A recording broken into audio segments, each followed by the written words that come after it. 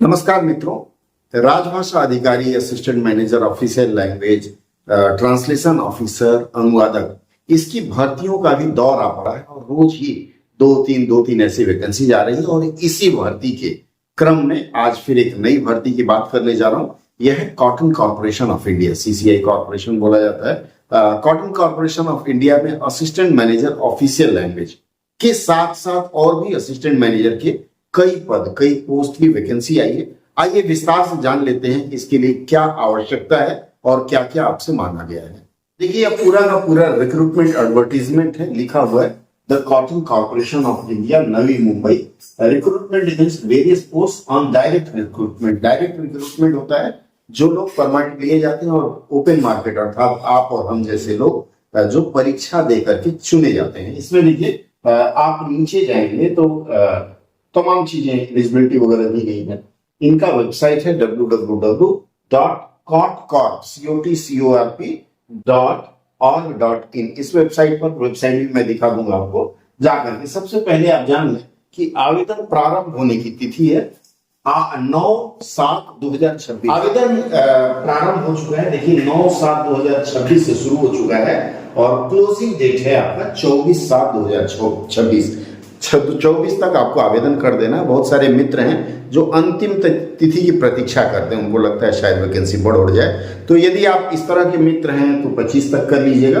और कुछ ऐसे मित्र होते हैं जो फर्स्ट डे ही आवेदन करना चाहते हैं, ऐसे लोग अभी कर सकते हैं। चलिए हम आगे बढ़ते हैं। इनमें फॉर्म फिलिंग वगैरह के लिए इन्होंने काफी चीजें दे रखी है। इलेक्ट्रॉनिक डिवाइस और अगर मना है। देखिए, सबसे पहली जो भर्ती है वो है असिस्टेंट मैनेजर ऑफिशियल लैंग्वेज। एक पद है वह अनरिजर्व के लिए है। अपर एज लिमिट आपकी 32 साल रखी गई है। और यहाँ आपसे जो क्वालिफिकेशन मांगा गया है, post graduate degree in Hindi with minimum 50%। अगर आप पोस्ट ग्रेजुएट का मतलब होता है आप एमए पास है हिंदी में, तो 50% होना चाहिए। उसके बाद should have studied English as one subject up to graduation. मतलब ग्रेजुएशन में आप अंग्रेजी एक विषय पढ़े हो और आपके पास मास्टर्स इन हिंदी हो 50% से। और उसके बाद लिखा है and should be well conversant in Hindi. आपको हिंदी आनी भी चाहिए। बहुत सारे हिंदी वाले मित्र हैं, मैं देखा हूं एमए हिंदी तो कर लेते हैं, बोलते हैं आई डोंट नो हिंदी।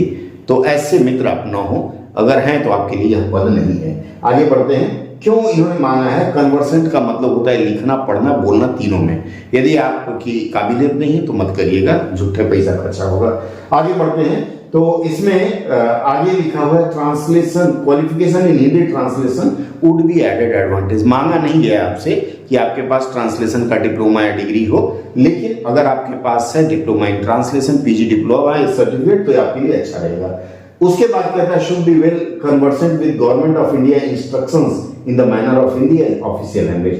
तो यह आपको एडेड एडवांटेज है अगर आपको पता है कि भारत सरकार के कार्यालयों में राजभाषा हिंदी के कार्यान्वयन के लिए क्या क्या करते हैं। मैंने कई सारा वीडियो बना रखा है, आप उसको देख करके मार्गदर्शन ले सकते हैं। Undertaking central MBA will be added advantage.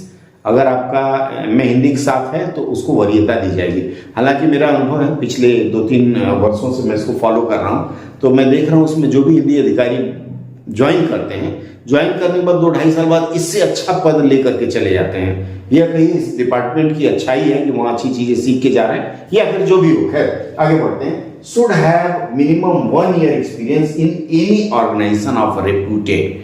किसी भी प्रसिद्ध संस्थान में आपका 1 वर्ष का कार्यानुभव होना चाहिए, मतलब आपने वहां काम किया हो एज ए ये हिंदी के पद पर। ठीक है, आगे बढ़ते हैं। और भी कई पद हैं। असिस्टेंट मैनेजर इंफॉर्मेशन टेक्नोलॉजी, अगर कोई मित्र हैं तो आप उनको सलाह दे सकते हैं। ट्रेनिंग मार्केटिंग है, अकाउंट्स के लिए है। जूनियर कमर्शियल एग्जीक्यूटिव, इसके लिए बीएससी एग्रीकल्चरल साइंस में हो। जूनियर असिस्टेंट अकाउंट बीकॉम मांगा गया है। और जूनियर असिस्टेंट जनरल जो है वह एनी ग्रेजुएट मांगा गया है आपसे।